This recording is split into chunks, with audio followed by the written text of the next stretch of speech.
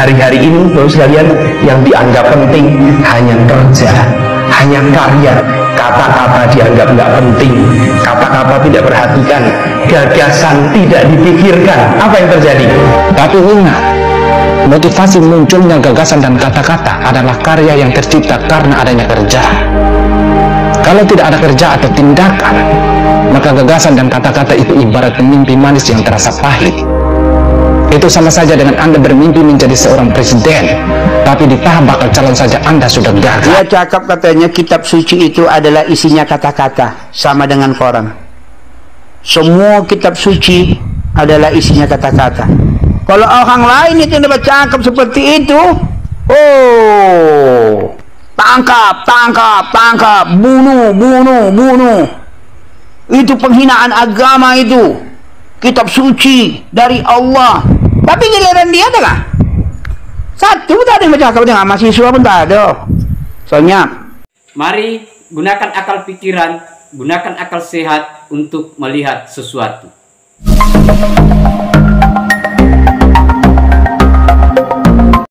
Assalamualaikum warahmatullahi wabarakatuh. Salam sejahtera untuk kita semua. Salam demokrasi dan salam pluralisme. Oke sahabat-sahabat, jumpa lagi di Rahmat Channel. Nah, kali ini sahabat-sahabat itu ada wejangan dan kritikan. Kalau wejangannya itu dari kakek Alamsyah, yang biasalah beliau sudah tua. Kalau umurnya itu kita perkirakan sekitar 70-an ke atas lah beliau.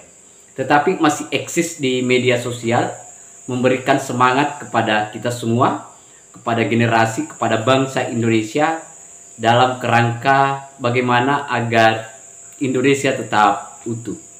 Nah, dia juga kadang memberikan kritikan yang pedas terhadap orang-orang yang dia duga akan melakukan atau didukung oleh orang-orang yang sering tidak suka yang namanya perbedaan.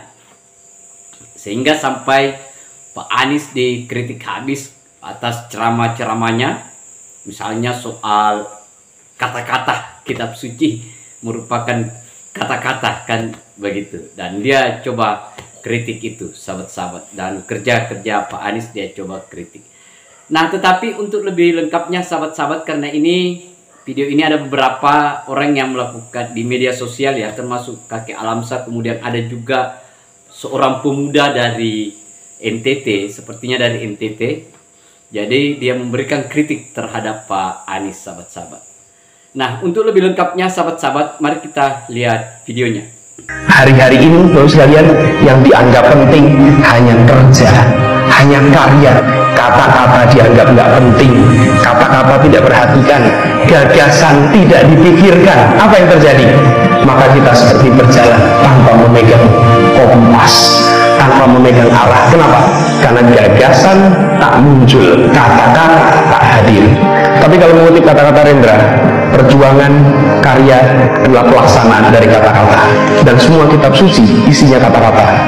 Untuk Pak Anies Baswedan, kita pemuda yang tidak berpendidikan dari NTT, kita mau sampaikan pada Anda agar jangan samakan kata-kata yang ada dalam kitab suci dengan kata-kata yang Anda miliki. Kata-kata dalam kitab suci itu adalah firman Tuhan, bukan kata-kata omong kosong seperti yang Anda sampaikan. Kalau Anda tidak bisa bekerja, ya sampaikan dengan jujur pada masyarakat. Jangan malah membawa-bawa agama untuk menutupi kepentingan politik Anda. Lucunya lagi, Anda mengatakan bahwa hari-hari ini yang dianggap penting hanya karya dan kerja, padahal kata-kata juga penting. Supaya Anda tahu Pak Anies, saat ini rakyat tidak menganggap kata-kata sebagai komponen penting karena rakyat sering ditipu. Sering ditipu oleh kata-kata manis dari kalian para pejabat. Jadi jangan salahkan rakyat kalau rakyat tidak menganggap kata-kata sebagai komponen penting dalam membangun bangsa. Yang rakyat butuh saat ini adalah kalian bekerja dan memberikan hasil karya pada rakyat, bukan malah memberikan kata-kata manis untuk menutupi kegagalan kalian. Anda juga mengatakan bahwa di atas karya dan kerja ada kata-kata, dan di atas kata-kata ada gagasan. Anda jangan membodohi rakyat, bos. Supaya Anda tahu, gagasan dan kata-kata itu muncul karena adanya motivasi dari sebuah karya. Kalau tidak ada motivasi atau dorongan dari sebuah karya, maka gagasan dan kata-kata itu tidak akan pernah ada. Kita ambil contoh, karya pembangunan yang ada saat ini di Indonesia muncul dari gagasan dan kata-kata. Tapi ingat, kalau tidak ada motivasi dari karya untuk menjadi negara maju dan mensejahterakan rakyat, maka Pak Jokowi dan jajarannya tidak akan mungkin bekerja seperti sekarang. Mungkin beliau hanya duduk di istana dan berkata-kata seperti Anda. Mungkin juga berbagai pembangunan yang ada saat ini akan mangkrak. Tapi Pak Jokowi tidak seperti Anda. Beliau punya motivasi besar. Beliau didorong oleh karya besar untuk menjadikan Indonesia sebagai negara maju dan mensejahterakan rakyat. Makanya Pak Jokowi sering keliling Indonesia untuk membangun berbagai pembangunan yang ada saat ini. Jadi Anda jangan membodohi rakyat untuk lebih mengutamakan kata-kata daripada kerja. Jadi sekali lagi beta ingatkan pada Anda Pak Anies, dalam membangun bangsa ini perlu adanya gagasan dan kata-kata, itu beta sepakat. Tapi ingat, motivasi munculnya gagasan dan kata-kata adalah karya yang tercipta karena adanya kerja. Kalau tidak ada kerja atau tindakan, maka gagasan dan kata-kata itu ibarat mimpi manis yang terasa pahit. Itu sama saja dengan Anda bermimpi menjadi seorang presiden, tapi di tahap bakal calon saja Anda sudah gagal.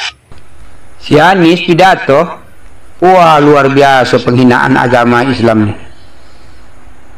Kalau orang lain yang bercakap dibilangkannya tuh penghinaan agama, pencemaran agama.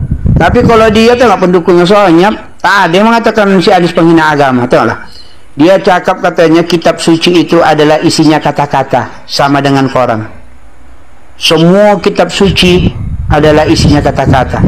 Kalau orang lain itu yang bercakap seperti itu, oh, tangkap, tangkap, tangkap, bunuh, bunuh, bunuh. Itu penghinaan agama itu. Kitab suci dari Allah. Tapi giliran dia adalah satu tak ada yang bercakap dengan mahasiswa pun tak ada. Soalnya kalau dari Yaman udahlah, memang Yaman yang bercakap, macam mana mungkin lagi anak memukukkan dia. Lain jadi campakannya pun Al-Quran tu, yang jadi pijak-pijaknya pun Al-Quran tu, tak ada yang menuntut dah. Kalau Yaman lah ya. Ini cangkuk dia mengatakannya. Cobalah, coba. Kitab suci itu isinya kata-kata. Sakit atau tidak ini? Berambisi bahwa nak jadi presiden, terakhirnya kitab suci pun dibilangkannya begitu. Nah, coba. Kalau agama lain itu, orang lain tadi itu bercakap, ataupun saseng ini bercakap, ataupun sita huruf bercakap, bergonjong togak dia yang bergonjong togak, tangkap itu, wah segala macam, jauh ini Indonesia ini, itu udah penghinaan agama itu, apa segala. Galer dia tengah, tak ada mulai ngapa-ngapa. Soalnya ini videonya kesimpan nih, videonya nih. Nah, datanglah kau anggota Anies, pendukung Anies datang ke rumah aku nih. Ini dia mengatakannya, Anies bercakap mengatakan kitab suci adalah kata-kata. Na'udzubillah, astaghfirullahalazim, astaghfirullahalazim. Ini yang dikatakan Haji Hidayat tuh, tak memilih Anies sama dengan setan. Tak memilih Anies jin. Dia sendiri menghina agama Islam sendiri. Kitab suci itu adalah isinya kata-kata. Itu syair dari Allah itu. Allah saja pun mengatakan yang menandingi. Siapa yang bisa membuat seperti Al-Quran itu? Allah mengajak menanding. Berarti dia nak bertanding dia sama Allah. Karena kata Allah Ta'ala, buat seperti kitab ini, bertanding kita kata Allah Ta'ala. Berarti dia mengajak Allah Ta'ala bertanding sama dia. Dia mengajak Allah Ta'ala bertanding. Dia mengajak. Karena katanya Al-Quran itu ada, kitab suci ada kata-kata. Astagfirullahaladzim, astagfirullahaladzim, alladzi la ilaha illa wal hayyul. Oke, sahabat-sahabat, kita sudah lihat ya videonya. Dan saya kira apa yang disampaikan kakek tua dan pemuda NTT ini itu merupakan kritik sosial yang akhir-akhir ini dimana memanas di media sosial. Kita mengingat bahwa Capres 2024 itu sudah dimulai. Artinya tahapan dan memanasnya politik nasional kita, itulah yang diberikan respon oleh para netizen, khususnya para penggiat-penggiat sosial. Nah, beberapa hal sahabat-sahabat yang kalau kita mau mengambil atau hikmah di balik apa yang disampaikan oleh kakek Alamsa dan pemuda NTT ini, satu, bahwa kita sebagai kaum muda lah, ya, sepantasnya kita harus tetap menyuarakan yang namanya keutuhan negara ini tetap terjaga. Bagaimana Pancasila tetap dijadikan sebagai modal kita sebagai berbangsa dan bernegara. Coba bayangkan sahabat-sahabat, kakek tua saja, sudah kakek-kakek, sudah nenek-nenek, masih mau menyuarakan yang namanya kebinekaan, Pancasila, keberagaman di Republik ini.